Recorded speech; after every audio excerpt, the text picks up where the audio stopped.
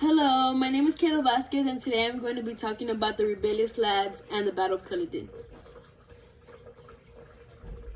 Every year on July the 4th, Americans celebrate their independence from Great Britain. So on the left side, as you can see, is the American flag, and this flag basically represents America's independence after winning the American Revolutionary War against Britain. So after fighting in the American Revolution, the Patriots defeated the Loyalists and the United States became an independent nation. On the right side, as you can see, is a map of the UK, and this is what they looked like when they were all separated before England took over. So Scotland is a country that has a similar past, except they did not win. In fact, after united with England, they thought things were good, but instead there was a division between the countries. First, let's go all the way back to these two ladies. So on the left side is Mary Stuart, who is the Queen of Scots, and on the right side is Queen Elizabeth. Mary Stuart was raised in France. She became heir to the Scottish throne at 6 days old. Throughout her lifetime, she had persistently tried to unite Scotland and England. But during that time, not only were there national conflicts between two nations, but a lot of dispute was from religious conflict. Uniting Protestant England and Catholic Scotland was like a huge task. But through the birth of her son, whose name was King James I, and by her death, the two nations were united.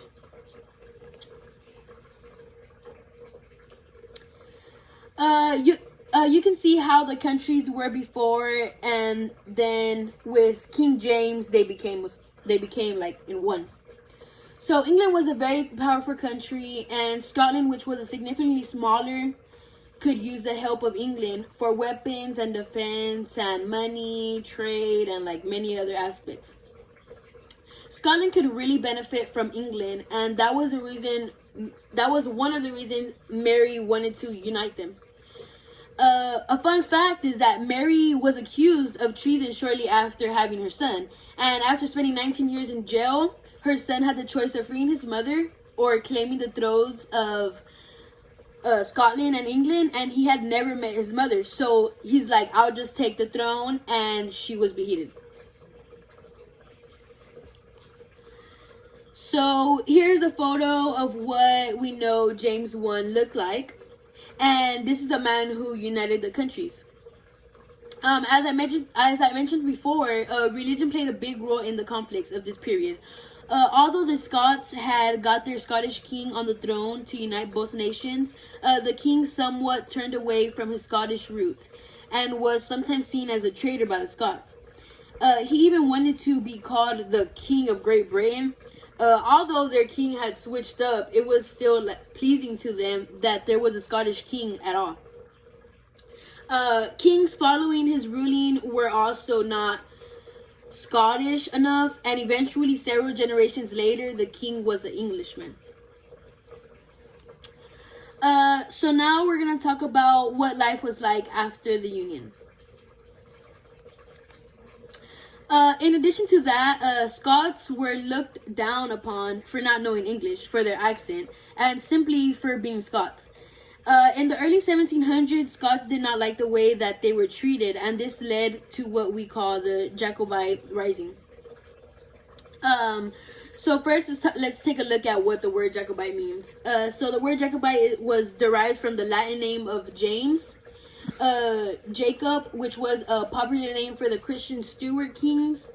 Ultimately, the goal of the Jacobite rising was to overthrow the British government, and it restored the Stuart name of the British throne. Scots began to rebel against the king because they wanted their Bonnie Prince Charles to become a king. He was basically the grandson of another Stuart king, and by rebelling, this was considered an act of a treason. And if the wrong person heard you, your crime can be reported, and you would be punished with death. Prince Charles began plotting things so that Scott would rule Great Britain. And in the eyes of the Scots and the Prince, this was the perfect time for invasion because it was during the era of exploration. And they suggested England may be too busy trying to explore the New World to notice them trying to invade.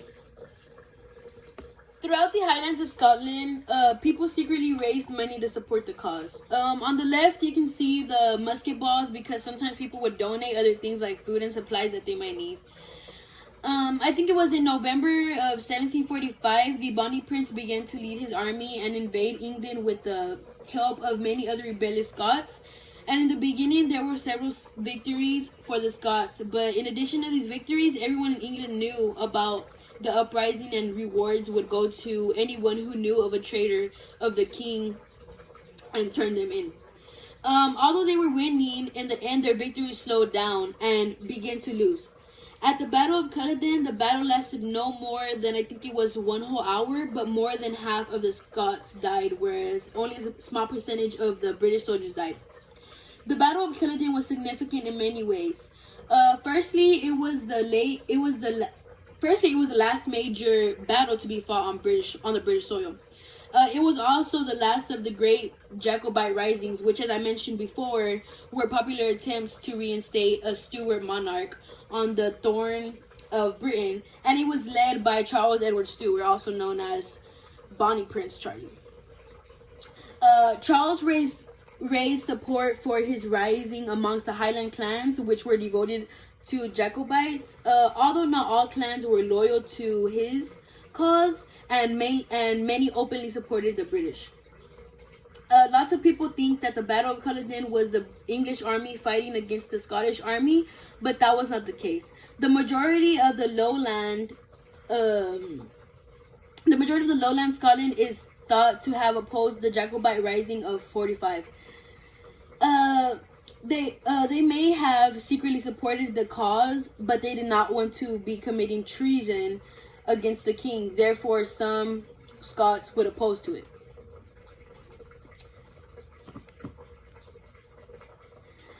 Because these people were going against the crown, against their kings, they were committing treason. And what do you think would happen after that? And they lost the final battle. Many Scottish rebels were hunted down and killed for going against the crown. Some historians estimate that I think it was up to 30,000 were killed in the Highlands within like 4 years of the Battle of Culloden. There were many laws put out preventing Scots from even participating in cultural things. I think it was the Act 1747 Act of Proscription outlawed the wearing of kilts and tartans, also playing bagpipes, until 1782, and a person could be sent to jail for 6 months for wearing a kilt.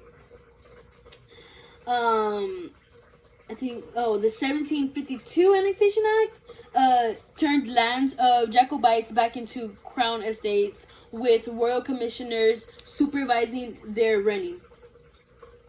This was to erase the power of the clan chiefs. Many Jacobites were exiled and forced to emigrate from Scotland. Also, there was a pillage of Jacobite lands, culminating in the building of significant military constructions to curtail the lawless Highlanders. For example, which was Wade's Roads, Burnham, I think it was Fort Augustus, named after Cumberland. Fort William of Orange and Fort George the King were all built in the aftermath of Culloden. These things represented a symbol of the British government's authority in the Highlands. Although there was a huge cost to British government, but also to clan chiefs who fought. Lands would be confiscated, or they would rack up debts with no compensation from their king. Clans were loyal to the chiefs, though. So even without the lands, the hearts of the kinsmen stayed with their chiefs. Indeed, in some areas, after the Acts of Proscription and Annexation were passed, there was more strife to Jacobite areas. As frustrations ran high and rebellious streaks took over. So a professor by the name Tracy Kennedy she's a history professor at the University of the Highlands and Islands in Inverness, which is like a few miles away from Culloden. She assisted me in researching my topic and also gave me some insight on how life in Scotland is today. One thing is that today English people love going to Scotland for like holidays, and it is considered a much nicer place to live. The Battle of Culloden does still affect neighboring towns positively because it is a big tourist destination, and a lot of people rely on tourism for jobs. Also, although Scotland and England are a part of the United Kingdom, culture in Scotland is like significantly different from England, and many Scots see themselves as Scottish rather than British. They have their own Scottish money, education system, healthcare system, and legal system. They have Highland Games, their own Scottish food such as haggis, have great respect for famous Scottish people, and are very proud of their culture and heritage. They even have their own words. Like for example, Kirk, it's a Scots word for a church. Cayley, it's pronounced, and it's a Scots word for party, and they have 421 words for snow. As you can see, how things have evolved.